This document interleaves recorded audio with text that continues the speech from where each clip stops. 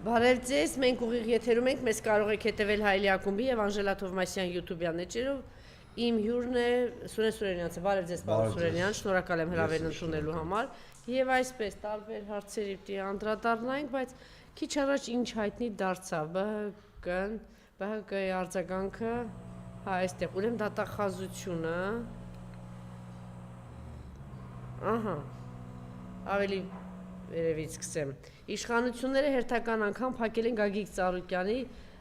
սեկտ այսօր նա ցանկացել է իրագործել նախապես պլանավորված ուղևորություն, սակայն օդանավակայանում պարզվել է, որ երկրից դուրս գալ չի կարող։ Նշենք, որ ամիսներ առաջ եւս նման դեպքեր գրանցվել։ Դատախազը հանրային քրեական հետապնդում է հարուցել Գագիկ Ծառուկյանի նկատմամբ, քրեական հետապնդում է հարուցել քրեական օրենսգրքի 297 հոդվածի 3-րդ մասի 2-րդ կետով առանձնապես խոշոր չափերով հարկերից խուսափելը, խափանման միջոց է ընտրվել բացակայելու արգելքը, գլխավոր դատախազությունն է հայտնել։ Այնուհետև ԲՀԿ արձագանքը իշխանական քարոզչական ահա սարսուռ վերնագրերով աղաղակում է, թե Գագիկ Ծառուկյանը փորձել է լքել երկիրը, իսկ հիմա ներկայացնում ենք իրականությունը։ Գագիկ Ծառուկյանը տիկնոջ հետ վաղօրոք պլանավորված 2-3 օրյա այց ուներ խիստ անձնական եւ ընտանեկան նպատակներով։ Սա է ամբողջ պատմությունը, երբ օդանավակայանում անձնագրային անցակետում Գագիկ Ծառուկյանն ասել է, որ ինչ-որ բան պետք Գագիկ Ծառուկյանին ասել են, որ ինչ-որ բան պետք է ճշտեն, Ծառուկյանը պատասխանել է, որ որևէ բան ճշտել պետք չէ, եւ եթե դա պետք է այլ մեկնաբանության տեղիք տա, ապա ինքը հրաժարվում է ուղևորությունից եւ վերադառնում է տուն։ Ես հասկանում եմ, որ իշխանության զլմները այսօրվա Հայաստանում ամեն բան գրելու ինդուլգենցիա ունեն, բայց կան բաներ, որ իսկապես անթույլատրելի է։ Իվետա Տոնոյանի արձագանքը դե պարզ է, որ այս անձը շատ լարված վիճակում է, այսօր էլ մամուլում գրեցին, որ մեծ անհանգստություն ունեն, իսկ այդ անհանգստությունը, պարոն Սուրենյան, երևի դուք էլ կհամաձայնեք, չնայած մենք այդ պահին ուղիղ եթերում էինք, բայց աբսուրդի գագաթնակետներ երևի ընտրությունների հետ կապված, երբ որ զավեշներին կանդրադառնան, վստահ եմ, որ հաստատ համաշխարհային պատմության այդ իմաստով այդ անով տեղ կունենա, ինչով որ ուրեմն 10% հաշվարկ անելուց հետո մարդամեկը հայտարարում է, որ ես ընտրված եմ եւ ողջունվում է, չնայած շատերն էին նկատել, որ կողքի անձին բավականին մեծ անհանգստություն ունեին եւ ին անհանգստություններ տարածվել իրենց վրա եւ թիմակիցների անհանգստություններ տարածել իրենց վրա ամենայն հավանականությամբ կենտրոնական ընտրական հանձնաժողովից ոչ այնքան լավ լուրեր էին հասել, բայց մենք հետո ինչ տեսանք դրանից առաջ ուրեմն մի քանի այսպես բաներ հայտնվեցին, ծրագրություններ հայտնվեցին, որ ինչպես են ուրեմն զինվորականները քվեարկում, արդեն 20:00-ից հետո մենք չնետվեց դրա մասին հասցրեցինք այդ օրը խոսել, բայց հետո նոր հրապարակում տարածվեց, որտեղ եւս երմեր արդեն բավականին ուշ, արդեն մոտավորապես 2-ի մոտերքը։ Սա ինչ է նշանակում, ուրեմն ինչ որ բան ճշտելու, կարգավորելու դեր հարցեր կային։ Բացի այդ, տարածեց նաև այն, որ մի շարք տեղերում ուրեմն հոսանքազրկումներ են եղել եւ մեկ է տեսանք, որ կենտրոնական ընտրական հանձնաժողովի հաշվարկների ժամանակ միանգամից էկրանից այդ բոլոր տվյալները, այսպես ասած, չքացան, հետո ինչ որ ժամպա հետո նորից հայտնվեցին, բայց թե ինչ տեղի ունեցավ այդ նախ այդ որ ինչի այդ ժամանակ ինչ են եկել այդ ժամանակ քվեարկելու, հետո այդ հոսանքազրկման ժամանակ ինչ է տեղի ունեցել, հետո որ կա էկրանից անհայտացել են ինչ է տեղի ունեցել, հույս ունենք, որ մինչև ամսի 14-ը հիմա պահանջել են մի շարք ուժեր, որ բացահայտվեն, թե ինչ կեղծիքներ են եղել, այս ամենը հույս ունենք, որ համենայն դեպս այդ մութ էջերի, մութ կողմերի վրա, ինչ որ կողմերի վրա լույս կսփռվի եւ մենք կիմանանք, թե իրականում ինչ է տեղի ունեցել։ Սա ինչի համար ասեցի, սա ենթադրել է, որ իսկապես անհանգստություն կա, որովհետև հիմա տեղի են ունենում վերահաշվարկ է տեղի ունենում եւ մի քանի տեղամասեր, ուրեմն երբ որ բացեցին եւ փորձում են նորից վերահաշվարկ արել եւ հաշվարկել ինչ է, տեսնում ենք, որ մի շարք կեղծիքներ են բացահայտվում։ Այս օրերին նաև հրապարակումներ եղան տարբեր անձանց կողմից, որ օրինակ Իրանցում, ես ուզում եմ հիշել Իրանցի հետ կապված էր, որ Նազարյանը ոգևորված էր այդ ընտրություն փաստորեն, ահա, իրենց գյուղն է, եւ ինչ է պարզվել, որ այդքան բնակիչ չկա, բայց այդքան ընտրողներ կան, ավելին Բարգավաճ Հայաստան կուսակցությունը առաջին հենց այդ հաշվարկներին արդեն բացահայտել էր, որ մի շարք տեղից 100 քանի ձայն էր ավելացել Բարգավաճ Հայաստանից եւ հիմա ըստ էության 60 ձայնի խնդիր կա, եթե չէ, ինչ որ բան պարզվել է պարոն Սուրենյանց, թե չէ, մենք 4 ընդամենը 4 տեղամասի տվյալներով պարզել ենք, որ 120 ձայն մեր գրպանվել է կամ յուրացվել է, այդ արդեն բավարար է, որպեսզի անցողջության խնդիրը վերանա, 60 ձայն էր պակասում, ոչ ամբողջական 60 ձայն, 50 քանի ձայն էր պակասում, ակնհայտորեն այս ամեն ինչը սկսվել է, ես բանալի իրադարձությունը Նիկոլ Փաշինյանի հետ ընտրական գիշերային ասուլիսներ, որտեղ նա մի քանի կարևոր բաների վրա եմ ուզում արձանագրում կատարեմ, երբ որ գործադիր իշխանության փաստացի ղեկավարը պաշտոնական տվյալների ամփոփման մեկնարկին 10-15% ամփոփված հայտարարում է իր համոզիչ հաղթանակի մասին եւ միանձնյա կառավարության։ Ինչու այդպիսի հայտարարություն արեց, ինչով է դա։ Ես խորապես համոզված եմ, թիմի համար, թե միանշանակ թիմի համար, որտեղ այսինքն դուք կարծում եք թիմը վիճակը գիտեր, որ առնվազն թիմին կոնսոլիդացնելու նպատակ ուներ եւ նախանշեց են թվերը, որոնց շրջանակի չեղում չպիտի տեղի ունենան, բայց այդ ասուլիսում այլ բաներ ուշագրավ, գլխավոր իրադարձություններն են, տեսեք սովորաբար հաղթած ղեկավարները, երբ որ տարբեր երկրներում տեսնում ենք, որ ղեկավարները հաղթում են, դուրս են գալի ասուլիսի կամ իրենց կողմնակիցների հետ հանդիպման, իրենց երկրորդ նախադասությունը իրենց հաղթանակի փաստի արձանագրումից հետո լինում է այն, որ մենք բոլորի ղեկավարն ենք, անկախ նրանից մեզ ձայն տվել են տեղից։ Փորձում են հասարակությանը միավորել հաղթանակից հետո։ Նիկոլ Փաշինյանը ընդհակառակը անոնսավորեց 3 լիդերների ձերբակալության հնարավորության մասին, հիշում եք, չէ՞, հենց այդ նույն ասուլիսը։ Ոնց եք դա, ինչու է դա բացատրում։ Դա այսինքն ինքը շատ լավ գիտի այն այլանդակությունները, որ արվում են, այդ քվեարկությունը, որ խաղաղ է տեղի ունենում, դա շատ քիչ բան է նշանակում։ 2017-ին էր շատ խաղաղ քվեարկություն, հիշում եք։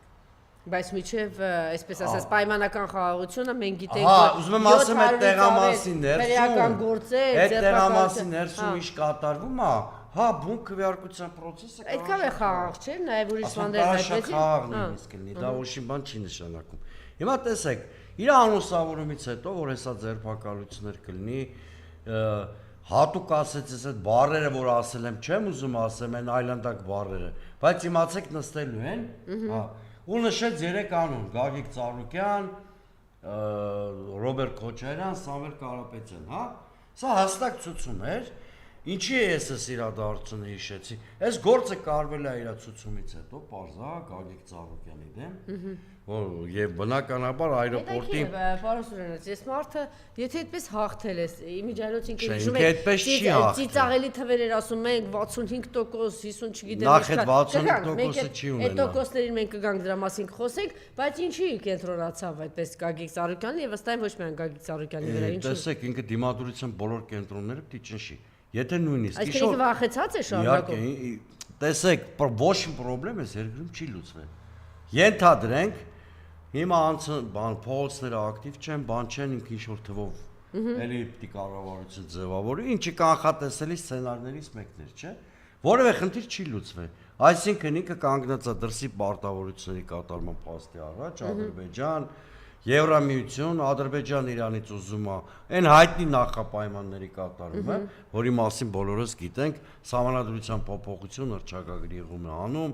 անկլավներ, վերադարձի կոնցեպտը եւ այլն եւ այլն։ Եվրամիությունը Իրանից ակնկալում է, որ հակառուսական պլազդարմ երկիրը պիտի դառնա, ռուսները խաղադրույքը խիստ բարձրացրել են եւ կանչել են գորգի վրա Իրան, այդ նախընտրական ասուլիսում մեր ես ասել եմ, որ իրանք ստավկեքը բարձրացրել են, որպեսզի կարծր դիրքերից այդ ընտրական փուլում Նիկոլ Փաշինյանն խոսան, թրիփ Իրանի հակազդեցություն, այս բոլոր խնդիրները պահպանվում են, դրան պլյուս ընտրությունից հետո ունենք ավելի բևեռացված հասարակություն, որտեղ հասարակության առնվազն կեսը, եթե ոչ ավելի, իրան չի ընդունում։ Իդեպ ընտրությունների պաշտոնական տվյալների եթե հիմք էլ ընդունենք դա տենց։ Մենք դրա մասին հատուկ խոսենք։ Հիմա տեսեք, այս բոլոր խնդիրները մնացել է եւ ինքը հասկանում է, որ այս իշխանության վերարտադրությունը իրա մենակ խորացրել է իշխանության ճգնաժամը եւ այս պարագայում դիմադրության բոլոր կենտրոնները պիտի չեզոքացվեն։ Դրա համար ինքը պիտի թերախավորի այդ երեք գործիչներին տոտալ ռեպրեսիայով կարա Բայց ինքը փոխանակ հարցերը լուծի, դուք ինչպես նշեցիք երկրի առաջ Հարցերը ոնց բազմաթիվ հարցեր կան, ինչ որ գոնե փորձի ինչ որ մի բան անել, դուք ասում եք բայց ինքերի ինքը չունի տարբերակ, ինքը պետքա ռեպրեսիա։ Այսինքն այս Ուրեմն հիշեք, այս փուլից սկսած միջև Նիկոլ Փաշինյանի ժողովրդին զբաղեցնելու։ Այս փուլից սկսած չէ, արդեն այդ չկա փուլը այդ անցավ։ հարցը, լավ։ Այս փուլից սկսած միջև իշխանության անկումը իրա մոտավորապես տարի-տարուկեսի կտրվածքի մասին եմ ես խոսում։ Ինքը միայն ռեպրեսիայով է կարողանալու իշխանությունը պահի։ Միջև երբ։ Միջև մի տարի-կես։ Իսկ մենք ականատես ենք լինելու Նիկոլի միայն ռեպրեսիաներով գալու իշխանությունը պահի, որտեվ իր թիմը էլ նախքին վստահությունը չէ, դու դեմքների մասին եք, չէ՞ խոսում։ Բա իրանք շատ լավ գիտեն ինչ են արել եւ այն նախքին ինքնավստահությունը իրանք չունեն։ Հիմա ինքը պետքա անդադ թիրախավորելով Շատ լավ գիտեն ինչ են արել, ընտրությունները առհասարակ ինչ են արել, արել, բայց ընտրություններն էլ մասնավորապես, ուրեմն ես լիքը այլանդակ ընտրություններ եմ իմ կյանքում տեսել, բայց այդ այլանդակ ընտրություններից ոչ մեկի ընթացքում ընտրությունների օրը 700 մարդ չի կալանավորվել։ Ընտրությունների օրը ընդդիմության գրասենյակները շտուրմի չեն ենթարկվել։ Եվ ընտրությունների օրը գիշերը դե կհեի ամփոփմանը զուգահեռ ուղակի իրանք չինչել։ Մենք մեր աշկի առած ձևավորվում է հայկական Մուսոլինին իր այլանդակ կերպարով, բայց ակնհայտ հոգեվարքի նշաններով նաև։ Այս լավ ուրիշ չի, որ ընտրություններից հետո ինքը ժեստեր անելու փոխարեն, սովորաբար նույնիսկ խորամանկ դաղալություններով ընտրված ղեկավարները ինչ են անում, փորձում են ընդդիմադիր գործիչները փորձում են գործարքների գնալ, որ խաղաղվի մթնոլորտ էլի, ճիշտ է։ Հայաստանում էլ է տենց եղել։ Ասենք փորձել են 3 ընդդիմադիր խմբակցություն ացել, մեկ էլ փորձել են գործարքի գնալ, բան չէ, տենց բոլորս գիտենք։ Հիմա հակառակն է, ինքը գնում է բոլոր դիմադրության օջախները բանանելու, կոտրելու ճանապարհով, դրա համար է ռեպրեսիան։ Ախր ինքը ինչի չի գնում, որտեվ տեղ չունի էլ գնալու, որովհետև արտաքին աշխարհը ճնշում է, որտեվ երկիրը սոցիալ-տնտեսական չընտրված արդեն Բայրամովը ասում է համանդրությունը կփոխեք։ Հիմա պատկերացրեք, այս ընտրությունը չի մարս է։ Ասում են գինը պիտի վճարես, այդ գինն ինչն է, համանդրությունը փոխել է։ Ոչ միայն տարածքները հիմա կդնեն 300,000 ադրբեջանցի։ Փոխել է էլի sense process անտրական, որտեղ ստավկեն ավելի բարձր է, այս անձերի ընտրությունական կուսակցությունների հասարակությունը մոբիլիզացվում է։ Համանդրությունը այն էլ հռչակագրի եղումով անել է, մասնակցությունը որտեղից պիտի ապահովի, ոնց պիտի անի, հասկանում եք, այդ անտեր ռեսուրսը իշխանական անսպար չի։ Անսպար չի, վերջը սպառվելու բան ունի, չի, անդադ չի կարա նույն այլանդակությունը անպատիժ անի։ Դրա համար հիմա մենք ականատեսենք լինում է այս process-ի եւ մարդը շատ անկեղծ անոնսավորել է, որ իրեկտել նստելու եք, իրեկտել երկրից չեք կարողանալու դուրս գաք։ Այս հարցում ինքը անկեղծ է։ Այսինքն Հայաստանում ընդդիմադիր լինել չի կարելի, եթե դուք ընդդիմադիր եք, ես ձեզ ոչնչացնեմ։ Երկրից դուրս գալ չի կարելի։ Այսինքն վերածել է երկիրը Բերթի, վերածել երկիրի, հիմա որևէ երաշխիք չկա, որ մի հատ ընդդիմադիր գործիչ ուզի սահմանը անցնի։ Բանը, էլի մի հատ մոգոնած գործ դեմ չեն տալու։ Սեկտը փակելու, այսինքն որը Բերթում ենք, էլի մենք գտնվում ենք Բերթում։ Այդ երկրի ադրբեջանիզացիայի մասին որ խոսում ենք, մենակ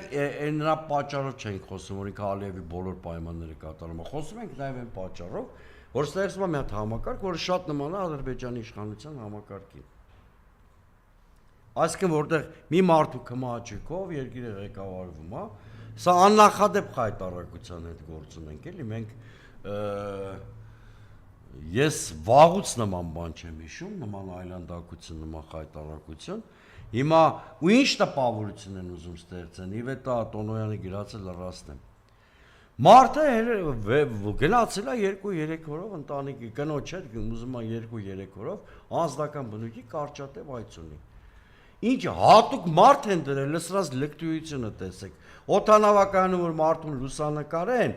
որ փախուստի վերնագրեր ստանան։ Իմիջիայլոց Բարգավաճ Հայաստան կուսակցության առաջնորդ Գագիկ Ծառուկյանը դեռ հունիսի 7-ի խորհրդարանական ընտրություններին падգամավորի տեխնացու է եւ քրեական հետապնդում հարուցելու համար անհրաժեշտ է կենտրոնական ընտրական հանձնաժողովի թույլտվությունը։ Կենտրոնական ընտրական հանձնաժողովի խոսնակը մինչդեռ Ազատությանը հայտնեց, որ Ծառուկյանի նկատմամբ քրեական հետապնդում հարուցելու համար դատախազությունից դիմում չէ ստացել։ Ինչպես է այդպես ստացվել, այդ հարցն ուղղել ենք գլխավոր դատախազի խորհրդական Լուսինե Մարտիրոսյանին։ Այսինքն մի մարդու կմաճկա է։ Ասելա գնացեք եւ Այսինքն մի վերցեք, մարդու գնացեք։ արձանագրենք, այս կարճ հաղորդագրությամբ արձանագրենք, որ սեկտը փակվել է մի մարդու կմաճկով,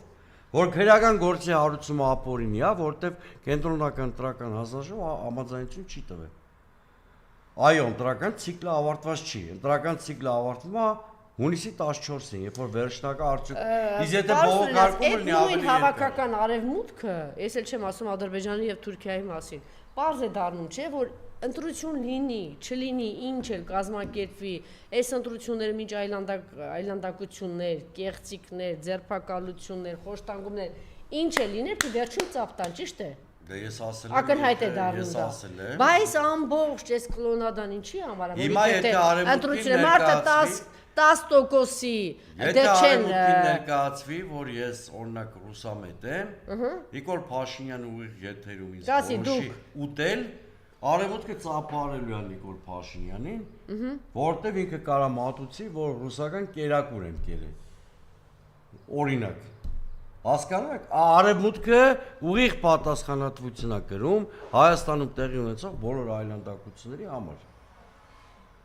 Այդքանով հանդերձ ԶԱԳ-ը ԺՄԵԿ-ի զեկույց ընտրությունների վերաբերյալ մեկը բացասական երանգներից չեն կարողացել խուսափել։ Այսինքն այնքան ճնշումների մասշտաբը մեծ է։ Այս չի նշանակում է, որ մենք ընդդիմության սխալներից չպետք է խոսանք։ Խոսել ենք, մենք հիմա ամեն ինչի մասին խոսել ենք, հասարակության մի շերտին չպետք է դատապարտենք։ Այս ամեն ինչը կա։ Շուտ հիմք ունեն իրանք սոցիալական, որ այս բաները անում են, բայց ես ուզում եմ արձանագրենք հետևյալը, այն ինչ որ զգուշացրել ենք, եկել է։ Հիմա կատարելու Ադրբեջանի բոլոր պայմանները, բոլոր չհամաձայնվող մարդկանց սկզբում լիդերներին է ձերբակալելու, որ կատված է արանի, բանը ասենք կառույցների գործունեությունը, չէ՞։ Այո, բայց միջև դրան գնալը եկեք տեսնենք, թե այս ուժերը ինչ անհավասար պայմաններում են մտել մրցակցության մեջ, ճիշտ է։ Ուրեմն գլխավոր մրցակիցը մենք տեսանք, որ իրականում ուժը Հայաստանն է։ Այո, դա ակնհայտ է։ Դուք այսպիսի բան տեսել եք, այսինքն ի սկզբանե անհավասար պայմաններ։ Նախ ձերբակալված է, շարունակում է ձերբակալված մնալ առաջնորդը իրենց եւ տնային կալանք, այսինքն այս մարտի իր քարոզարշավը Սամվել Կարապետյանը իրականացրել է տանից։ Ի սկզբանե անարդար, չէ՞, ոչ մրցակցային պայմաններ է ստեղծվել իրենց համար։ Զուգահեռ նույն քրեական գործերը, դե հենց ի սկզբանե առանձնացան 3 առաջնորդներ, ճիշտ է։ Սամվել Կարապետյանը, Ռոբերտ Քոչարյանը եւ Գագիկ Ծառուկյանը։ 3-ի նկատմամբ 3-ի թիմերի Չէ, թիմակիցների, ցուցակում հայտնված մարդկանց բոլորի նկատմամբ հետապնդումներ, քրեական գործեր, մի 5-6 հոգի մեր ցուցակից են ձերբակալված, մի 10 հոգի ուժեղ Հայաստանից, չգիտեմ, այս կամ կոռուպցիոն, չգիտեմ իբր ինչ բաների մեջ մեղադրանքներ, այս ամենուհանդերձ շատ ավելի կոնկրետ կալանավորված անց առաջնորդներից մեկը, այսինքն բան պայմաններում են եղել։ Ես հիմա կուզեի, որ այս 3 ուժերի մասին այնուամենայնիվ խոսենք իրենց հավաքած ձայների, որ հիմա ես գիտեմ, որ շատ լարված բան, այսպես մարդիկ կան, չէ, երևի ավելի ճիշտ կլինի խոսենք խախտումների մասին եւ ինչ մեծ ահռելի աշխատանք տարվեց այս 3 ուժերի կողմից, չէ, այսպիսի պայմաններում։ Հասկանում եք, ինչ ասես արվել է ընդդիմության գլխին մրցող եւ առաջնորդների, եւ սա եղել է հավաքական արևմուտքի, ուզում եմ ասել, քար լռության ավելի կոնկրետ բանը ողջունների ներքո, ճիշտ է։ Իրանց հրանգով է։ Դուք ասում եք հրահանգ, ես էլ ասեմ ողջունների ներքո եղել է սա մեջը։ Հակառուսական ֆորպոստի վերածել։ Դե ինքը ձևը գտել է։ Ուրեմն այս ընտրությունները ինչի մասին էր, տեսեք, այս ընտրությունները։ Նա խախտումներից խոսեք եւ նա խախտումները ասեմ։ Ուրեմն խախտումները համակարգային բնույթ են կրել։ Այսինքն թիրախավորվել են բոլոր են պոտենցիալ գործիչները եւ թիմերը, որոնք նվազագույն ռիսկ են անգամ ներկայացրել իշխանության համար։ Օրինակ ես բերեմ մեր ուժի օրինակով։ Միջև այն պահը, երբ որ Գագիկ Ծառուկյանը վերադարձավ ակտիվ քաղաքական գործընթացներ, ինքը հենց այս իշխանության շուրթերով ներկայացվում էր որպես խոշոր կապիտալի ներկայացուցիչ։ Հարկային ոչ մի խնդիրներ նրա մոտ չկար, ճիշտ է։ Բանը նույնիսկ մի առիթով Փաշինյան ասեց Հայաստանում հիմա օլիգարխ չկա։ Հենց Ծառուկյանի ինչ-որ հետ կապված միջոցառում էր։ Այսինքն հիշեցին բոլոր խնդիրները, երբ որ Գագիկ Ծառուկյանը քաղաքական հայտ ներկայացրեց։ Կամ հորինեցին բոլոր խնդիրները։ Նույնը տարածում է Սամվել Կարապետյանի վրա։ Մինչև այդ ազգային բարերար էր։ Այո։ Նիկոլ Փաշինյանի հետ պարբերաբար նույնիսկ հանդիպում էր։ Շատ նենց կոռեկտ։ Ամենամեծ ահռելի ներդրումն է, ամենամեծ բարեր։ Հենց եկեղեցուն պաշտպանեց, այսինքն դա իր քաղաքական հայտ ընկալվեց, սկսեցին ռեպրեսիաները։ Ռոբերտ Քոչարյանի մասին ասեմ, մարտի 1-ի գործը վերակենդանացրեցին, երբ որ զգացին, որ Ռոբերտ Քոչարյանը էլի մասնակցելու է ակտիվ ընտրություններին։ Այսինքն բոլոր դեպքերում գործ ունենք թիրախային հետապնդումների հետ։ Երբ որ եթե օրինակ ես վստահեմ, օրինակ Անդրանիկ Թևանյանի հետ կապված այն պատմությունը չէր օրինվելու, եթե Անդրանիկ Թևանյանը տեխնացու չլներ։ Ասենք իրանց տունը եթե նստած էր, հաստատ ինքը այդ քրեական հետապնդման տակ չէր եղել։ Ես նույնիսկ մանր կուսակցությունների հետ։ Այսինքն նա ով որ մտքով անցնում է, որ պիտի իր հետ պայքարի եւ ռեալ է որ անցողի քշեմը կարող էր անցնել, վերջացավ դու պոտենցիալ հանցագործես Նիկոլի համար, գործակալ ես, լրտես ես, կամ կաշառ բաժանես, կամ դու պոտենցիալ բան ես, դու պոտենցիալ հանցագործ։ Այս կարգի թիրախավորում հարցրեք 5 գործիչների 2008-ին չի եղել, 2003-ին չի եղել։ Ընդ որում 2008-ին մի առելի մասշտաբով ներքաղաքական բախում կար։ Այսինքն կարար այնքան մեծ էր բախման մասշտաբը, որ կարային լինեին ձերբակալություններ եւ այլն, ներքաղաքական կոշտ հակադրություններ։ Հիմա ընդդիմությունը 100 սխալ կարող է ունենալ, բայց ընդդիմությունը իր այնուամենայնիվ լավ հասկացած քարոզարշավով նպաստեց, որ Փաշինյանը լրիվ էս այլանդակ դերի մեջ մտնի։ Չէ՞ չլներ լուրջ դիմադրություն, Փաշինյանը կգնար հանգիստ այդ խաղաղությունը կվաճառեր, չեղած խաղաղությունը ժողովրդի վրա, այս ձևով կգնար իր հարցերը։ Ուրեմն պատկերացրեք, ինչքան է երերացել հողը ոտների տակ, որ դիմել է ռեպրեսիաների ամենաայլանդակ դրսևորումների։ Հիմա եթե հասարակությանը թվում է, որ իշխանության ճգնաժամը այս թվանկարչությամբ տարբեր բաներով վերանալ է չարաչար սխալ։ Նաև ասեք ինչ խախտումներ է արձանագրել, գոնե առաջին հասկացեք։ Իմիջիալով տեսեք ինչքան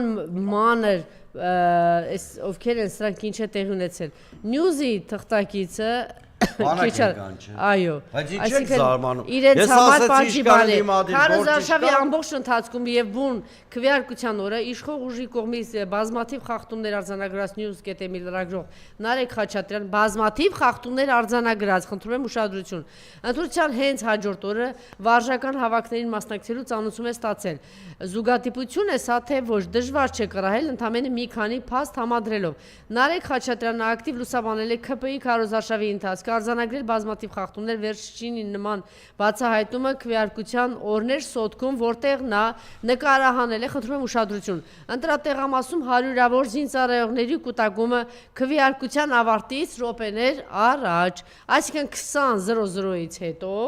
2 րոպե առաջ հայտնվել են, դուք ոնց եք պատկերացնում 50-100 հոգի, որ գան 20:00-ից զենք 2 պակաս, պարզ է, չէ՞ որ դրա համար առնվազն 1 ժամ պետք է։ Այսինքն այս շատ կոնկրետ խախտում արձանագրել եւ այսպես շարունակ, այսպես երկար կարող ենք արձանագրել, թե այլ տիպի ինչ խախտումներ է արձանագրել, դուք ինչը կմատնանշեք, նախ որ այս մարդը շտապեց, դա արդյոք խախտում չէ։ Նախ ռեպրեսիվ ամբողջ ոճը, որ ընտրությունների ընթացքում էր։ Այսինքն պետական բան ապարատի դեմ, մսաղացի դեմ աշխատել գործիք է դարձել պետական բոլոր ինստիտուտները։ Սա մեկ։ Երկրորդը իշխանության ուզուրպացիայի բացահայտ դրսևորումը, երբ որ ասուլիսը տվեց, երբ որ 10-15%-ներ կհեն ամփոփել։ Դա թիմի համար էր, ԿԸ-ի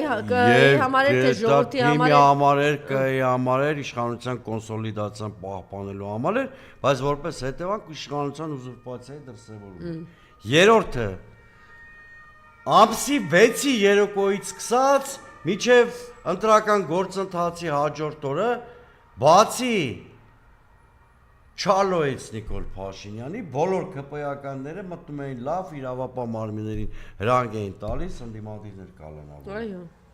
Սա վախի, ռեպրեսիայի, այսինքն մենակ Չալոն չի արել, հեն էլ Եվի միկրոֆոնը չասավ Չալոին։ Բոլոր իրար հետևից մտնում էին լայվ, ինչ է նշանակում Նիկոլ Փաշինյանի ասածը։ Իրավապահ մարմիններին դիմում ասում է որպես քաղաքացի եմ ձեզ ասում, իրանց հանրահավաքում։ Իդեպ Հանրային հեռուստաընկերությունը 45 րոպե շարունակ ԿՊ-ականների ասուլիսը ուղիղ հեռարձակել է, դրա մասին հետո Հայաստան դաշինքը խոսեց եւ դա ընդհանրապես անթույլատրելի է։ Մյուսը մենք տեսնում ենք Կեսկայի արդբանը,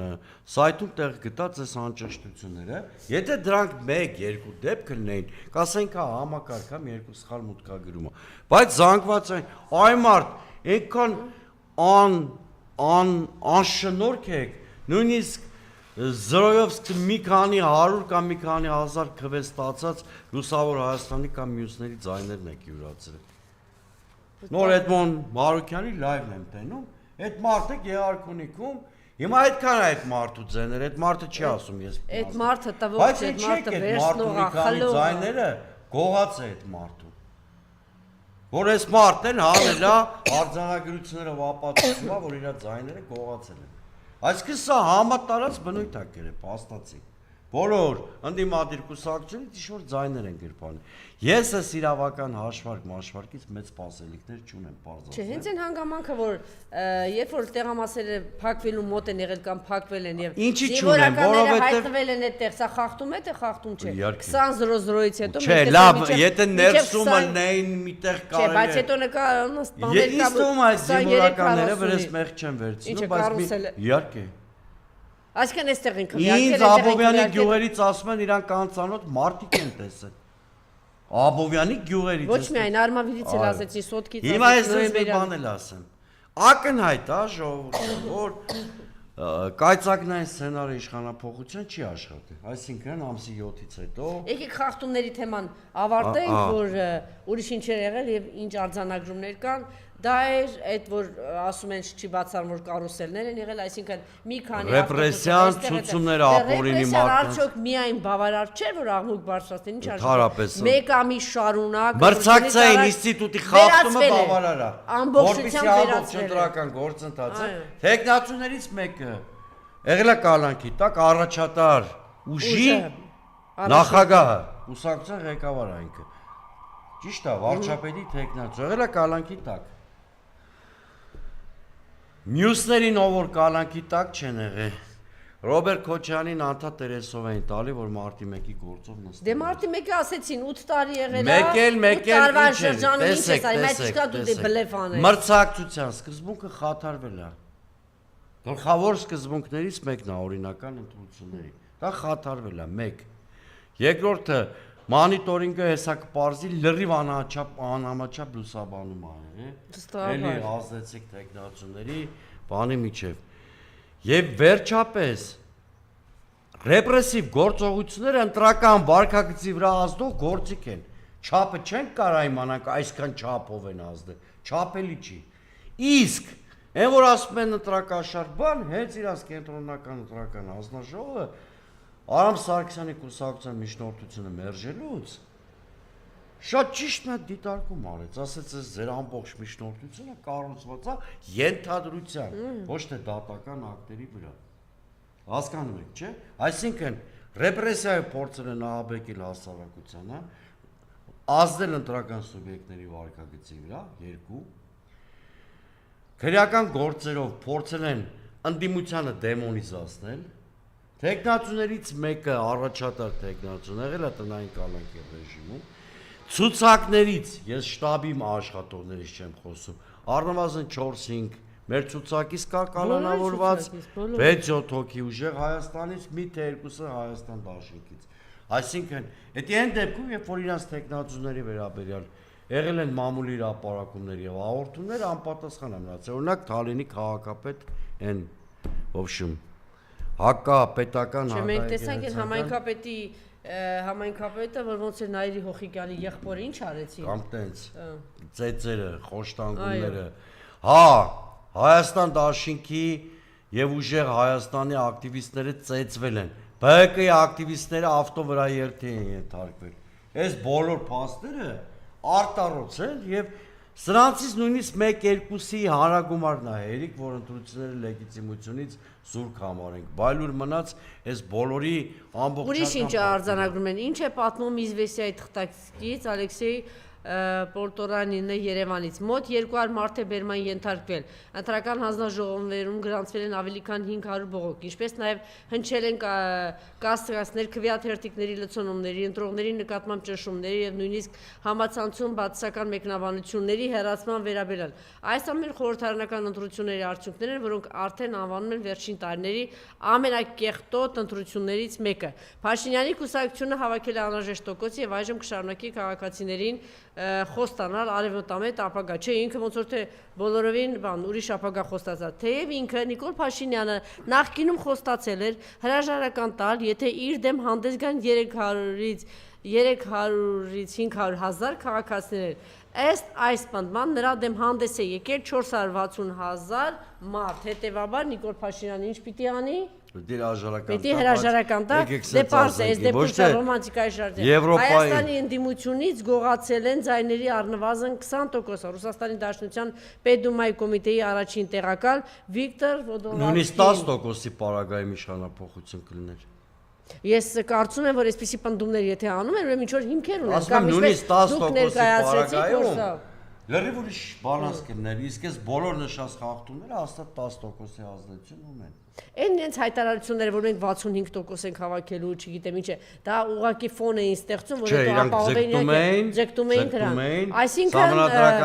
իրենց սպասելիքները որտեղ Ալիևը մի քանի անգամ ակնարկեց, դա անուղղակիորեն, որ Քվանշյանում չի հավատում, որ Նիկոլ Փաշինյանը պարտավորություն է։ Այսինքն իրենց սպասելիքները իրենք հասկացել են, որ ձախողում են, հետեւաբար դիմեցին այս մեթոդների Նիկոլը։ 2/3 հասկացան չեն կարողանում հավաքել անցան ռեպրեսիաների, հասկացան, որ նույնիսկ 3/5 չեն կարողանում ապահովել, որոշեցին ԲՀԿ-ին ֆիլտրել, չթողել 4% անցնել։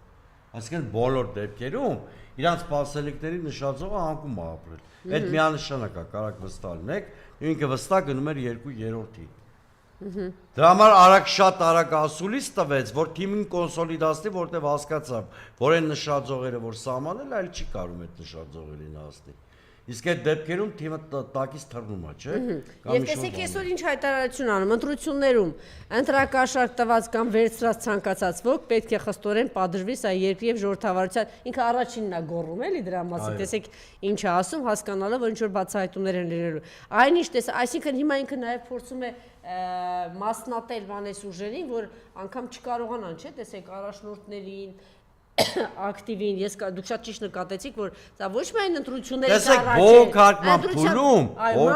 փուլում թիրախավորումը Ծառուկյանը բայց ուժը բողոքարկել է խես չլատում այդ ուժի կազմակերպչական եւ այլ ռեսուրս եթե վախեցած չես եթե արդար ես եթե ազնիվ ընթացել եթե ձեր կողմից չի եղել այդ ամեն ինչը չէ հանգիստ նստի եւ մեր հասարակությանը ասեմ անվերջ ձերբակալություններով հնարավոր չի հասարակություն վախեցնել մանավանդ որ Այս ընտրաշավում մենք դրական այլ բաներ ենք տեսել։ Շատ դրական բաներ ենք տեսել, հիմա այս թվերի մասին խոսենք, թե ինչքան հավաքեցինք եւ մեկնաբանելով արագ անցնենք առաջ։ Քաղաքացիական պայմանագիր 727,049.81%, որքանով է սա ռեալ, նախորդ ընտրությունների համեմատ իրենք 100 քանի հազար շատ ձայն են հավաքել։ Ես կխնդրեի քաղաքագիտորեն բացատրել, որ սա ուղղակի անհնար է, որ իշխող կուսակցության համար 100 քանի հազար ավելորդ մարդ գնա եւ այդ անձին ձայն տա, սա քաղաքագիտորեն սա նույնիսկ կառավարող կուսակցությունների պարագայում, եթե նույնիսկ այդ կառավարող կուսակցությունների հաջողության պատմություն են ունենում, ասենք այլ երկրներում, իրանց էլեկտորալ բազան չի աճում, որտեղ կառավարել նշանակում է ավտոմատ նաեւ ինչ-որ խավերի շայր տրորել, ինչը բերում է ձայների պակասին, այսինքն հնարավոր չի որևէ կառավարող մարդը 8 տարի կառավարի, Արցախը կորցնի, բայց այս դեպքում աբսուրդ է, եթե այս թվերը ճիշտ են, նշանակում է հաջորդը քվեարկել է Հայաստանի Հանրապետությունը լուծարելու օգտին։ Կործանելու օգտին։ Ուրեմն այս թվերի մի մասը անշուշտ ինքը ստացել է, չվիճենք։ Ասենք ես չեմ բացառում, որ մի 450 հազար կողմնակից ունենա, բայց մնացածը ձևավորվել են կամ ուժի սպառնալիքի ներքո, բժիշկներ, ուսուցիչներ, բան ստիպել են մարդկանց ինչ-որ վերահսկողական մեխանիզմներով քվեարկել։ Չէ, որտեղ բացատրեցիք Մի մասը կրկնակ քվեարկության հետևանք, հա։ Այսինքն ես ես առնվազն կասկածում եմ այս թվի վրա եւ առնվազն կասկածում եմ։ Այսինքն մոտավորապես 300,000 այստեղ կասկածի բան է տալիս։ Եթե նախ 300,000 21 թվականի 300,000-ի վրա 300,000-ը կամ ճնշումներով է բերել, կամ հարկադրանքով, կամ կրկնակ հավիարկության հետևանք են, կամ թվանկարության հետևանք են։ Ես բանական ոչ մի քաղաքագիտական վերլուծություն իշխանությանը 450,000 քվեից ավել չի կարող տալ։ Չէր կարող աճել, այսինքն չէր կարող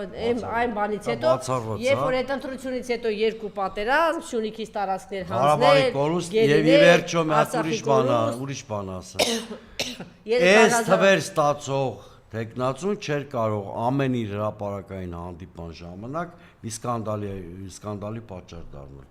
Իր ամբողջ քարոզարշավը սկանդալների հավաքածու է։ Այսինքն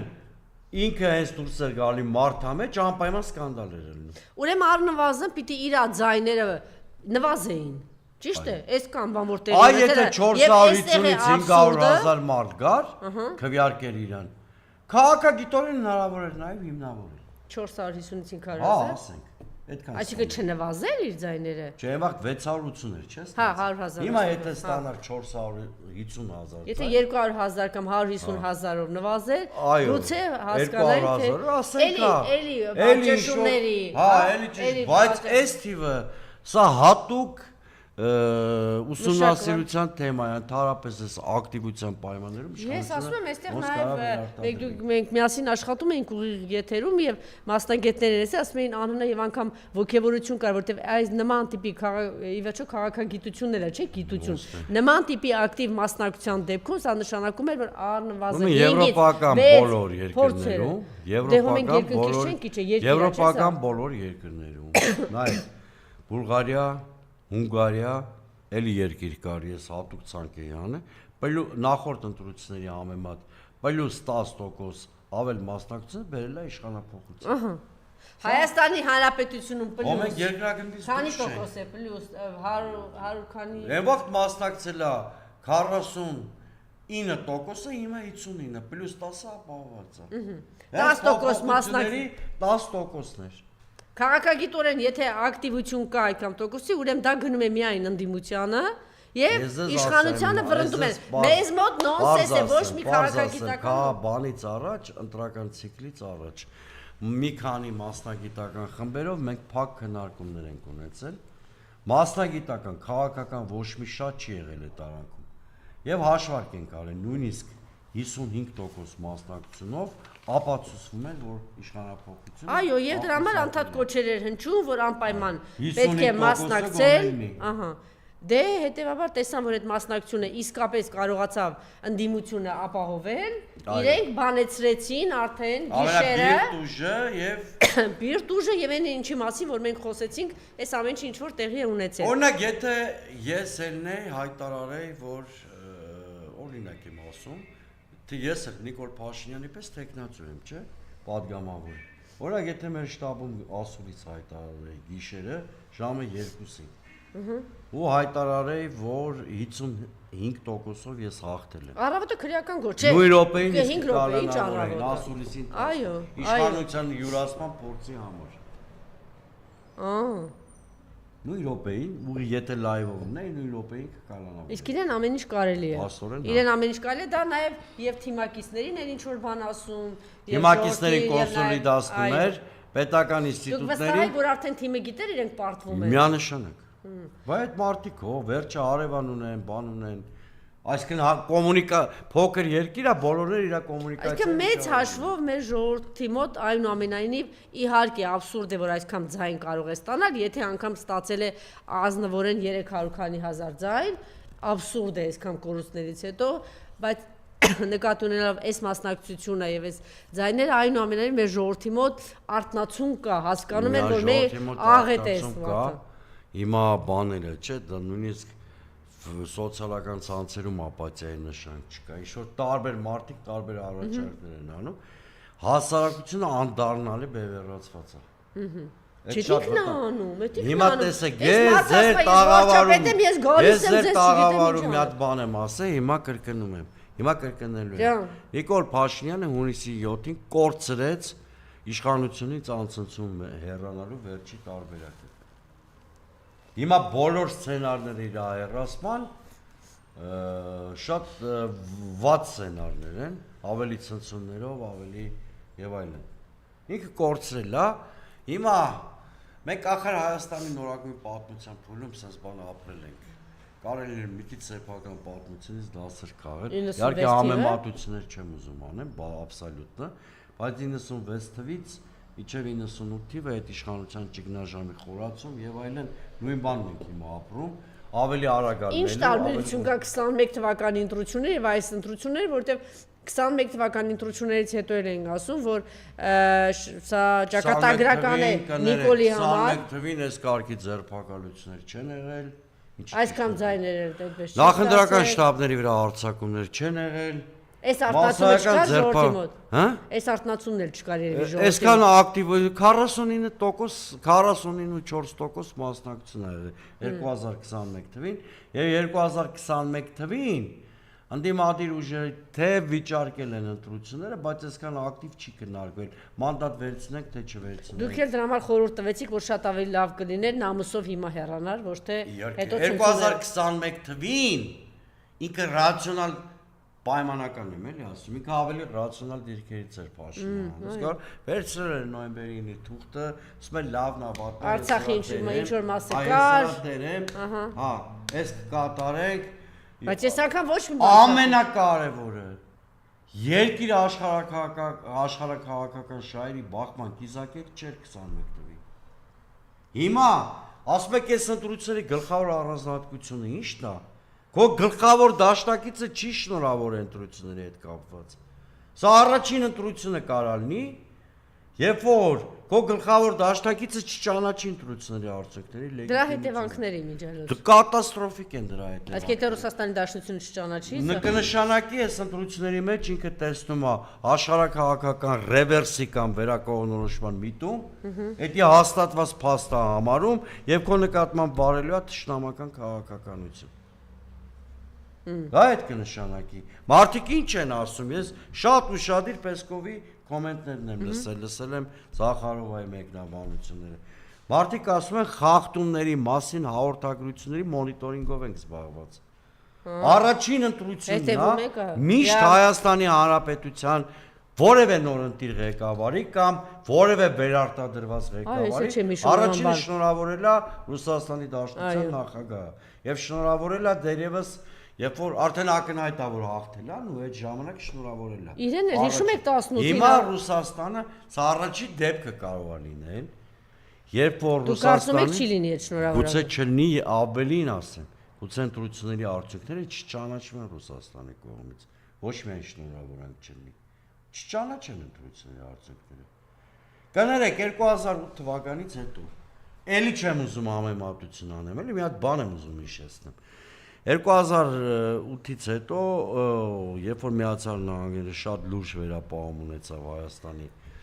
ընտրությունների հանդեպ, Լինսի ծրագիրը, բանի հազարամյակի մարտահրավերների ծրագիրը դադարեցի Միացյալ Նահանգները, այդ ընտրությունների արդյունքների այսինքն Ռուսաստանի Դաշնության կողմից է սոցիալ-տնտեսական անպայման վերանայելի քաղաքականություն դրանից բխող բոլոր հետևանքները գազի գին, գյուղմթեր։ Հիմա ամենասարսափելի բանը դրա համար էլ Նիկոլ Փաշինյանը երկրի ներսում հատկապես ռուսամետ ուժերին է թիրախավորում։ Բայց այդ ամեն ինչը իմանալով հանդերձ ինքն էլ իր ստավկեքն է բարձրացնում։ Արևմուտքի համար։ Չէ, Ռուսաստանի հետ բանակցելու։ Չէ, ինքը բայց բան է գնում իրան։ Դե որ ինչ-որ բան հետո կոմպրոմիսի։ Չէ, այսպես ակնհայտ ռուսամետ ուժ, հիմա այնպես է ստացել, որ այս մարդիկ բանը պատանդի կարգավիճակում են իրանց երկրում։ Այդպես է թե այդպես չի։ Ով ասում է Հույս ունի Ռուսաստանի հետ առևտրում այդ գործոնը որպես հաղթատուղթ օգտագործել, էլի այդ անում, այդ եմ ասում։ Հա, ասենք կալանավորի, հետո բասկ թողեմ, եթե հեսա ասած էլի։ Ռուսաստանի Դաշնությունն էլ բաներ, ձերքի հետ են Աֆրիկայի մի հատ երկիր էր։ Դե մենք գավառական մեկին ունենք պետության ղեկավարի կարգավիճակում։ Այդ շուստրությունը որը այդ շուստրությամբ հա տենց ինչ որ բաներ անում, այս ընտրություններում որ Նիկոլ Փաշինյանին ձայնա տվե, ձայնա տվե հայ-ռուսական հարաբերությունների ճգնաժամին տնտեսական պատերազմին։ Այսօր շատ լավ իմանան։ Ասեց Գագիկ Ծառուկյանը, ասեց ինքը խաղաղության մասին է խոսում, բայց ըստ էության իր բոլոր քայլերով ու գործողություններով ինքը տնտեսական պատերազմը հայտարարել կամ պատերազմի մեջ համակարգ Ռուսաստանի Դաշնության։ Ես եմ կրկնում։ Նիկոլ Փաշինյանի նախապատերազմյան ավանտյուրան 18-20 թվի իր մասշտաբով շատ ավելի քիչ հետևանքներ ունեցավ։ Այսինքն Արցախի կործանումը քիչ էր։ Այս մեկի հետևանքով Հայաստանն է կործանվելու։ Այս արկածախնդրության հետևանքով Ռուսաստանի Ադրբեջանի հետ ինքը Ադրբեջանի հետ բաց հակադրության մեջ մտավ, հիշում եք, չէ՞, ինչ հաղթանակներ։ Չէ, ինչ որն է, հետո ասես դարակազմի հաղթանակ եմ արել եւ նվաստացման բան տվեց։ Հայտարարություն կանեմ Ադրբեջանում ցնցումներ կան։ Այդ ամեն ինչի գինը դարավ Արցախի կորուստ եւ այլն եւ այլն։ Բայց Ռուսաստանը անգամներով շատ ավելի հզոր պետություն է։ Իր հետ այս բաց հակադրությունը վերելու է հայկական պետականության կոլապսի։ Դրա այս արկածախ, որտեվ սա ճամբարափոխության ովքեր որ Նիկոլին ձայն են տվել, ովքեր որ Նիկոլին ձայն են տվել, կամ ներքաշվել են այս ավանտյուրը, պատասխանատու են այդ վիճակի համար։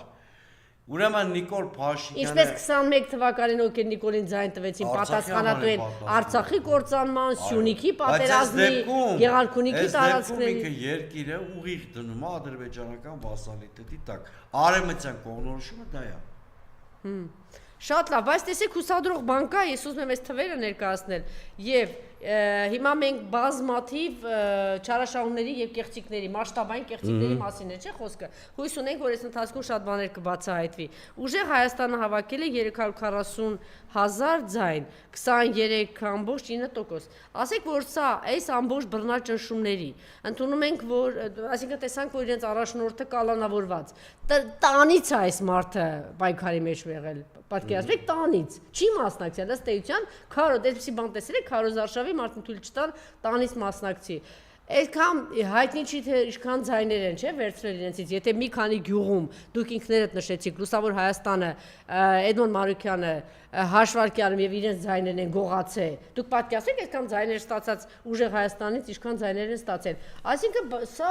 վատ արդյունք չի, արձանագրում եք այս ամբողջ խախտումը, այսինքն կա արտնացում եւ ստանում եւ պիտի հաշվի առնենք, որ կա նաեւ ոգեվորություն եւ պատրաստակամություն։ Եկեք ժողովրդին բան չասենք, էլի, որ ժողովրդի մի մեծ զանգված։ Ես որպես արդեն մի ժամ լրանում եմ, էլի, որպես ամփոփում։ Չէ, ես մի քանի հարցեր ունեմ, բայց արագ։ Բայց ես մի կան, հիմա շատ կարևոր անդիմության ճիշտ մարտավարություն։ Առաջին այդ մարտավարությունը պիտի լինի միասնական, այսինքն նա չի լինելու որ։ Բայց ես թվերի մասին խոսեի, էլի, հետաքրքիր էր, նախ ուժեղ Հայաստանը որ սա եկել է Հայաստան դաշինքը, նախորդ համեմատ ուրեմն 145,000 2021 թվականին 270, բայց մենք տեսանք, որ հիմա առաջ է եկել ուժեղ Հայաստանը եւ եթե միացնում ենք բավականին շատ է։ Բարգավաճ Հայաստանը 58,360 եւ 4% հիմա այդ 60 ձայնի հետ կապված ինչ կա։ Ես ասում եմ 4%-ը մենք անցել ենք։ Մեր մոտի արձանագրություններով դեղամասային։ Այսինքն վերջում մնացել է 60 ձայնի խնդիր։ Բայց մենք 120-ի հայտնաբերեցինք։ Մինչև 120 հետո Միջև այն փուլում, երբ որ իրանք ասացին, որ մեզ 0.04% է պակասում 60 ձայն, դրանից անմիջապես հետո մենք շատ արագ 120-ի յուրացում մեր ձայներից բացահայտեցինք։ Կարող ենք հիմա վստահ ասել, որ Բարգավաճ Հայաստան կուսակցությունը Ես կարող եմ վստահ ասել, որ մենք 4%-ը հաղթահարել ենք։ Բայց ինչ բեսպրիձել կանի իշխանությունը կամ չի անի։ Պատշաճ մենք փաստերը, ուրեմն ես վստահ ասում եմ 4%-ը շատ անգամ ավելի մի բան էլ զապասով ոնց որ ժողովուրդն ասում մենք հաղթահարել ենք։ Մեր մոտ եղած 2050 տեղամասից ստացված արձանագրում։ Բայց բոլոր հարցումները ցույց են տալի, որ 7, 8, 9% Բարգավաճ Հայաստան կուսակցությունների այս ամեն ինչի տակ, այո, պարզվի, որ ոչ միայն 4%-ն ենք հաղթահարել, այլ 6-7% ձայն ունենք։ Չէ, բայց եթե չենք խոսում նաև այն բռնաճնշումների մասին, սպառնալիքի մասին, վախի մթնոլորտի ձերբակ, ի՞նչ է նշանակում շտաբի ղեկավարը կամ այնտեղի պատասխանատուն ձերբակալված Մարտուն Գրիգորյանի հետ կապված են մամուլում բաներ, չէ, հայտնվեցին հենց այդ օրերին հիշում են, ասենք 10-20 տարի առաջ, չգիտեմ ինչ էր։ Եվ մենք շատ ենք խոսել նաև այստեղից կոչ էինք անում, որ այն ուժերը, ովքեր որ վստահ չեն, ի վերջո հարցումներ են անցկացնում կամ իրենց ուժերը կարող են իրեն գնահատել, ովքեր որ փոշիացնելու են ձայները, չմասնակցեն, ըստ էության իրականում մենք ճիշտ էինք եւ մեծ մոտավորապես ինչքան է գալիս փոշիացած, մոտավորապես 100,000-ի, ահա, գերազանց։ Ես եմ ձեր եթերում ինչ միասնության թևերի մասին է խոսքը, որ ասում էին։ Ես եթերում երբ որ մասնակցության թիվը արդեն པարզ էր, ասեցի չէ, որ ուժերից ոչ մեկ շանս չունի։ Ահա, միասնության թևեր, փոշիացան այս ձայները, փաստորեն 33,618 ձայն, ինչ էր ղեկավարի անունը։ Թաթոյանը, փոշիացավ։ Հայաստանի շնորհապետական կուսակցություն։ Դե մեր ճամբարում չի։ Դա չէ, նայես դրա մասին դի ժողովրդի, որ ասում էին, սա կեղծ ընդդիմություն է, Գուրգեն ինչ է։ Գուրգեն Սիմոնյանի մասին է խոսքը, որ այսպես 30,700 քանի ձայն այս մարդը փոշիացրել է։ Ես շատ մի ուշագրավ փաստ, ուրեմն պարզում եմ միտեղ, որ ինչ որ համարյա երկրորդ տեղում էր, թե առաջին տեղում էր, абսուրդ։ Ուրեմն բոլոր ընդդիմադիր հավաքել են 0, այսինքն կոնկրետ մեխանիզմ է բանեցվել այս անձի համար։ Ամեն ինչ արել են, որ այս անձը անցնի եւ այս ձայները փոշիացնի, ասում էինք ձեզ, զգուշացնում ենք, որ այս անձը դրված է Նիկոլի կողմից, որ սրան բերել են, որ դա ական է, այո, որ այս ձայները 30,000, դուք տեսեք ինչ տոկոսներ են կազմում։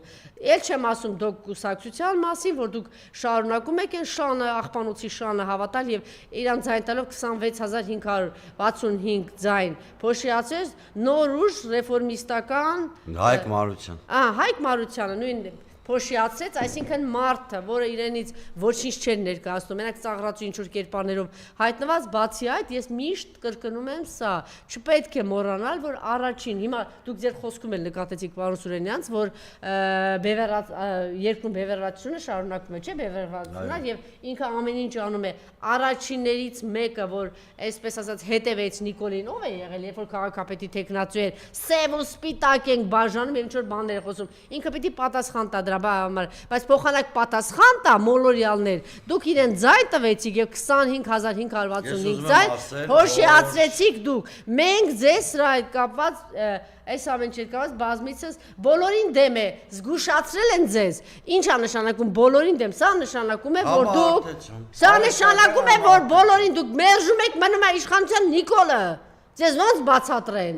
Այսինքն դուք պարզա որ դուք գնում եք Նիկոլին եք ձայն տալիս եւ որ բոլորին դեմ փոշիացրեցի 21,000 ձայն եւ այսպես 100,000 մնացածը ավելի քիչ են չեմ ուզում ասել չէ այստեղ նաեւ հանրապետությունը դե պարզ է սա իր արբանյակներից է Նիկոլի ակնհայտ է որ կլինի եւ սրա մասին զգուշացրել ենք ասել ենք սա դաս լինի ձեզ որ դու կոչ եմ արել 3 խոշոր բևեռներից մեկի շուրջ կոնսոլիդացվել Կանխատեսումս ճիշտ էր, չկոնսոլիդացվեցի։ Այո, շատ արդյունավետ քարոզարշավ վարած ուժեր էլ կան։ Իսկ ինչ վերաբերվում է Լուսավոր Հայաստանը, բայց ցավոք սրտի այդ ռեսուրսները չկար, Թաթոյանն էլ։ Ցավոք սրտի այդ ռեսուրսները չկար, որ իրենք ինքնուրույն կարողանային Բայց նույն Թաթոյանի հետ կապված ասում է որ ռիսկային է ինքը չի մոտենում չի հաղթում Ես գլխից եմ ասում եմ ասում էր սրա մասին Ուրեմն բոլոր այս 3 կուսակցություններին ես մասնավոր կարգով եմ ասել որ դուք շատ հարգարժան մարդիկ եք շատ լավ քարոզարշավ եք տանում բայց ռեսուրս չունեք ոչ մարդկային ոչ ֆինանսական այդ բանը հաղթարելու Հիմա ստեղծվել է մի վիճակ որից ոչ թե պիտի ողջ պսարկել Այլ պետքա մտածել Չէ, բացարձակ, բայց եկեք նաև գովեստի խոսքեր ասենք 3 այս ուժերի մասին, Ես որ մաքսիմալ ամեն ինչ արվել է 3 ուժերի կողմից Անձամբ ես եւ ուժեր Հայաստանի եւ Բարգավաճ Հայաստանի չունեմ բոլորը Հայաստան դաշինքն էլ, անն էլ ուժեր Հայաստանն էլ Հիմա Իմի հարցի ես վերջում շատ անդրադառնամ, որպեսզի մեր հայրենակիցների կրքերն էլ հա մի քիչ հանգստացնեն Ես անձամբ մի տասնյակ նամակներ եմ ստացել ու իմ գործընկերներն էլ Բոլորը մեզանից պահանջում են մեզանից որ ասում են ԲՀԿ-ից չէ, որտեղ էլ ԲՀԿ-ն հայտնել չի խորհրդարանում հայտնում, այսինքն մեր համար պարզ է որ մենք բայց պաշտոնապես չեն ասել, հա Բոլորը ասում են թոնդիմությունը մանդատները դնի Ես մեր ժողովրդին շատ լավ հասկանում եմ այդ էմոցիոնալ անկեղծ պահանջը Բայց մեր հասարակությանը մի բան կխնդրեմ, 2-3 օր սպասենք, թողեք թոնդիմանդիր այս 3 ուժերը սթափ միջավայրում մարտավարություն ընտրեն։ Ուրեմն մանդատ պահելու եւ դրան զուգահեռ փողոց գեներացնելու տարբերակներ ունի պլյուսներ եւ մինուսներ։ Մանդատներից հրաժարվելու տարբերակներ ունի պլյուսներ եւ մինուսներ։ Էսի էմոցիոնալ չի կարելի էլի որոշում կայացնել։ Թողեք այս մի քանի օրում ընդդիմությունը հաստատ Բայց մի ամենաօպտիմալ քանի բաներ արժե որ լուսաբանենք, նախ մեկ անգամ եւս հիշեցնում ենք։ Նիկոլը երբ որ ասում էր 300,000 չգիտեմ 400,000 ձայն մարդիկ կան եւ ասեն գնա, ես գնալու Այդ մեկ Հիմա երկրորդը արձանագրեցինք որ 500 երկրորդը եկեք ֆիքսենք։ Ի տարբերություն նախորդ խորհրդանին կսահմանադրական մեծամասնություն չունի Չէ, դա երկրորդ։ Հիմա արձանագրում ենք որ կես միլիոն ընտրող ընտրություններին մասնակցող մարդ մերժել է իրեն։ Այսինքն ասում եմ մենք էս չենք ուզում։ Այո։ Պարզ ակնհայտ, բայց արձանագրում ենք նաև որ ահռելի ճնշումների տակ, վախի ներքո, չգիտեմ կեղծիքների, այս ամենի տակ կես միլիոն մարդ։ Արտավարությունը էմոցիայով չպետք է։ Ահա, հիմա, բայց մի վտանգավոր բան կա, նկատելի է, որ արհեստական օրակարգ է մտցվել, որ մանդատները չվերցնելու թեման։ Շատ ճիշտ նկատեց։ Արհեստական չի, բայց ես մի հատ բան ասեմ, ով որ վստահ ասում է թո մանդատները դնեն։ Ես հասկանում եմ մեծ մասը 21-26 թվերի տխուր վիճակը հաշվի առնելով է ասում, բայց Վրաստանի ընդդիմությունը առանց փողոցային պայքարի տակտիկա ունենալու Վրաստանի ամբողջ ընդդիմությունը մանդատները դրեց։ Եվ ոչ մանդատները չվերցրեցին եւ ինչ։ Եւ ինչ։ Իշխանության իշխանությունը ազատ, իր համար ինչ ուզում որոշում է, ինչ ուզում անում է, մի մասն էլ գնաց սկսեց փողոցային պայքար, արագ հապշտապ, ընդ որում, պարոն Սուրենյանց, մի դիտարկում ողջ հավաքական արևմուտքը կանգնած ընդդիմության թիկունքում, ճիշտ է։ Ողջ հավաքական ընդդիմությունը կանգնած,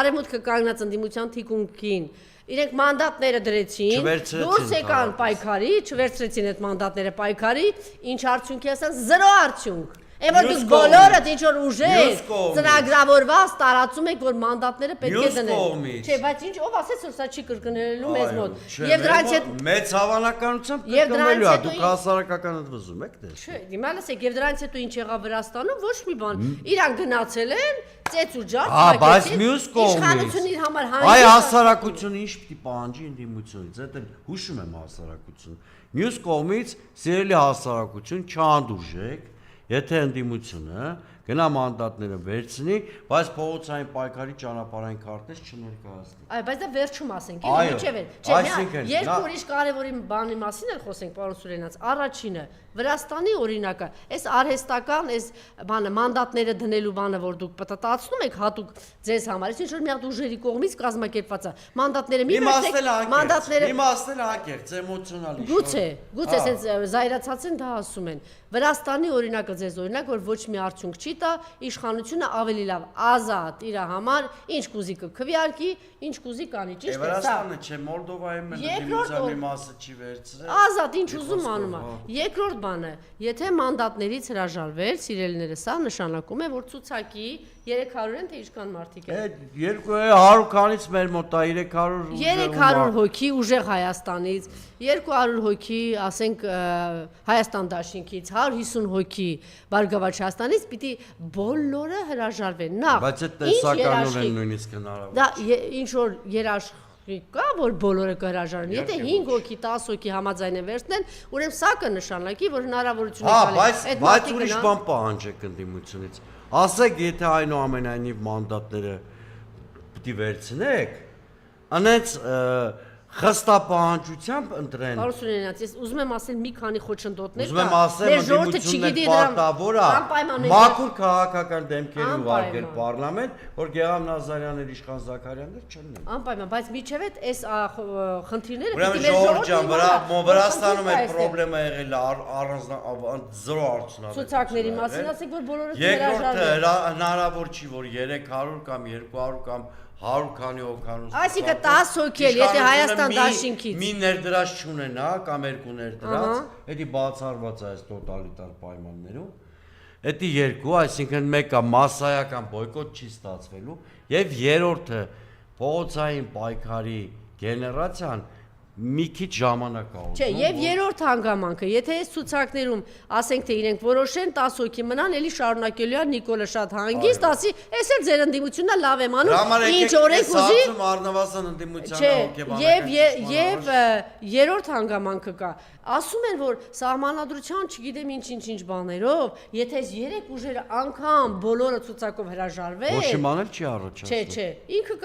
բանը կարող են այն մյուս ուժերը։ Չէ, դրանց չի կարող։ Չէ, ասում են չի կարող։ Պարոն Սուրենյան, դուք ո՞ր իշխանության մասին եք Դե հիմա այս իշխանության Հազար ու մի հակասահմանադրական քայլեր են արել, նորմեր են խախտել։ Եթե Նիկոլենց պետք լինի, չէ խախտի դա։ Եկեք լավ, սենց Դա էլ երրորդ կետ, հետևաբար դուք որ պնդում եք, պահանջում եք, այս աբսուրդը տարածում եք մանդատները չվերցնել, ի վերջո եթե գեներացվի ինչ-որ բան, այդ մանդատները եւ падգամավորները շատ ավելի բան կգեներացնեն։ Լավ, այս հարցի շատ կարճ պատասխանեմ։ Ուրեմն մանդատ վերցնելը իշխանության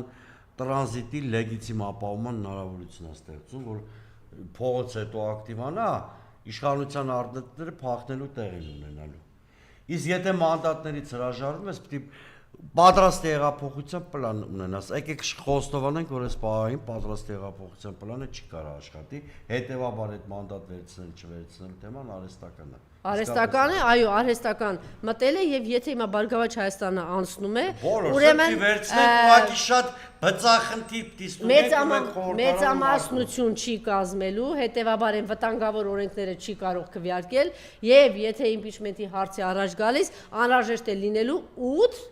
ԿՊ-ից 8 դրամ։ Այսինքն նաեւ այս հարցը կա։ Սա փողոցով պիտի արվի, ոնց որ Նիկոլը հիշում եք փողոցով եկավ արես, դուք կպատկերացնեք, որ հանրապետականը Բարգավաճը կքվեարկեն փողոցից եկած մեկի համար, բայց դա փողոցի ճնշման տակ եղավ, չէ, բայց այնտեղ կային հիմա, եթե այս փողոցային այդ պայքարը զուգահեռ խորհրդարանական շատ ակտիվ շատ ակտիվ աշխատանքի արդյունքում հասունանա, գա պահը, գա հասնի այդտեղ, այդ 8 հոգին հաստատ կհայտնվեն։ Հետևաբար մանդատից հրաժարվելու այս աբսուրդը, որ տարածվում է, ծրագրավորված, պլանավորված, բարեզբոնյասով աբսուրդ է սա։ Հրաժարվեցինք, երկրորդ կան չեն ասում։ Թույլ տվեք այսքանով ես հրապարակենք։ Այո, բայց քանի որ շատ հարցեր ունենք, չասեցինք, ինչպես միշտ պարոն Սուրենյանցը շտապում է առաջիկա օրեր, ուրբաթ օրը։ Շատ լավ, մենք կհանդիպենք եւ այս հարցերին։ Ուրեմն մանավանդ նոր զարգացումներ եկեք մեր այս 3 ուժերին նախ շնորհավորենք մեր քաղաքացիներին եւ շնորհակալություն հայտնենք, որ այս ճնշումների, այս ամեն ինչի, այսքան ռեպրեսիաների եւ բոլոր իմաստով եւ զանգվածային լրատվամիջոցների, չէ, այս ամեն ինչի տակ դուք գնացիք եւ ընտրեցիք ընդդիմությանը, հատկապես 3 ուժերին, պետք է զգուշ լինել եւ չփոշիացնել այդ ձայները։ Գեցեն այս 3 ուժերը, որ այս կամ ճնշումների տակ կարողացան այսպիսի քարոզ արշավ տանել եւ միջև այս պահը դիմադրում են ինչին, դիմադրում են նրան, որ Նիկոլ Փաշինյանն ինքը հրապարակային հայտարարեց, որ ամեն ինչ անելու եմ ձեզ հետ։ Ուրեմն 3 առաջնորդներ, մեկը Արցախի հանրապետության հերոս, Հայաստանի հանրապետության նախագահ, ում ժամանակ տնտեսապես երկիրը ծաղկել է եւ ունեցել է ամենահզոր անվտանգությունը, ում է ինքը համարում թշնամի, համարում է Ռոբերտ Քոչարյանին, ում է համարում թշնամի, ով միայն մի ոլորտ ասեմ, սպորտում բացառիկ օլիմպիական խաղերում եւ աշխարհի խաղերում եւ առհասարակ սպորտի տարածման մեջ բացառիկ առաջընթաց արձանագրած, հաղթանակ արձանագրած Գագիկ Ծառուկյանին է սպառնում, այսինքն եւ թիվ 1 բարերարին երկրի, թիվ 1 այդպիսի երկրորդ բարերարը ոնց որ Սամվել Կարապետյանն է, Սամվել Կարապետյան, հետեւաբար եթե ամփոփենք, իր սպառնալիքները ուղղված են շատ կոնկրետ հայ ժողովրդի։ Բայց իրաց պաշտոնական թվերով գրեթե կես միլիոն քվե ունեցող մարդկանց, այսինքն քաղաքացիները հետևականից վիրավորում է, չէ՞։